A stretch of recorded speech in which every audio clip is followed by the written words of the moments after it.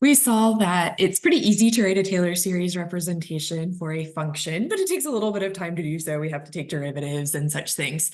So what we're going to do today is we're going to find an easy way to use old Taylor series that we already know something about to create the Taylor series for new functions.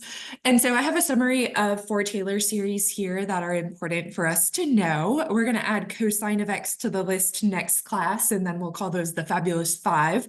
There are Taylor series that we're going to keep referring back to. I also included the radius of convergence for each of these. So what we're going to do is we're going to take these 4 Taylor series and manipulate them. These are actually all Maclaurin series. They're all centered at 0. And so we're going to manipulate these to get the Maclaurin series for other functions that are similar to these. So let me jump in and show you how we do this. So if we look at this first example, we have 1 over 1 plus x. That looks pretty close to 1 over 1 minus x. And so we're going to see how we can manipulate this to plug in something to the power series for 1 over 1 minus x. So really what I need is a negative sign here. The way that I change a plus into a minus is I make it a double minus. So I make this 1 over 1 minus negative x. And so then what I see is that that has the same form as 1 over 1 minus x, but instead of an x, I have a negative x. And so what I'm going to do is to get the power series representation here, I'm just going to replace all my x's by negative x. So the general term then will be negative x to the n, and we'll have 1. This would be minus x plus negative x squared plus negative x cubed. Usually we're going to want to write the first few terms in that general term. We could rewrite this. That general term is negative 1 to the n, x to the n. It's nice to pull that negative 1 to the n out just to show that this is alternating. And then this is 1 minus x plus x squared. Sorry, because that squared should have been on the outside. And then this will be minus x cubed and so forth and so on. That squared was on the outside because we were replacing the x with negative x, so that whole negative x gets squared. Okay. We notice that this next example is close to the first example, except for it has a 2x being multiplied out front. So what we could see is we could see that this is just 2x times the function of 1 over 1 plus x. And so all we need to do is multiply the series that we found above by 2x. So we're going to get 2x times this sum. This sum starts at 0. And x to the n, we're going to get 2x times all of those terms. We're going to simplify this in just a second. Okay, so I'm going to start out by simplifying the right-hand side. I'll go ahead and distribute that 2x to everything. So I'm going to get 2x minus 2x squared plus 2x cubed minus 2x to the 4th. Okay, we can pull that 2x inside the summation notation. So we get 0 to infinity. We're going to have 2 times negative 1 to the n. We're going to have x to the first times x to the n. That gives me x to the n plus 1. You could probably, if you looked at the form of these terms, you could probably re-index this and rewrite this at n equals 1 as well, kind of by looking at these terms, but either general term will work. Okay, and one last example here.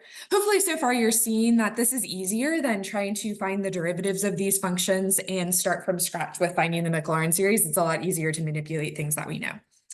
So all 3 of these examples are going to be based on this first function, the 1 over 1 minus x. In class, we'll manipulate e, sine, and natural log as well. And so they behave the same. Okay, so let's look at this example here. So in this example, I have that 2x squared, which I can pull out to make the numerator a 1.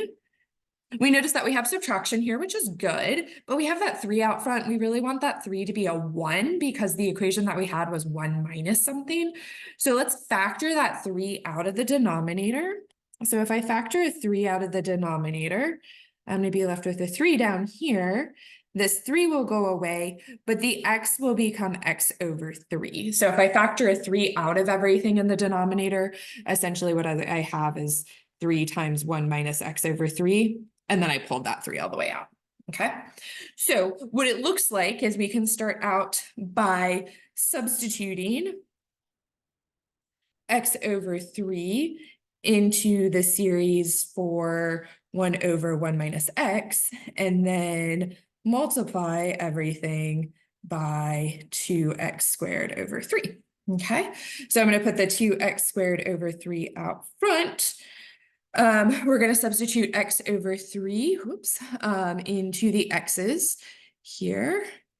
So let's see what that's going to give us. So in the general summation notation, it's going to give us the sum from 0 to infinity, x over 3 to the n. And then if we write that out, let's go ahead and, okay, so that 2x squared just has to be multiplied by both sides. If we write out the terms, that's 1 plus x over 3 plus x over 3 squared plus x over 3 cubed, so forth and so on.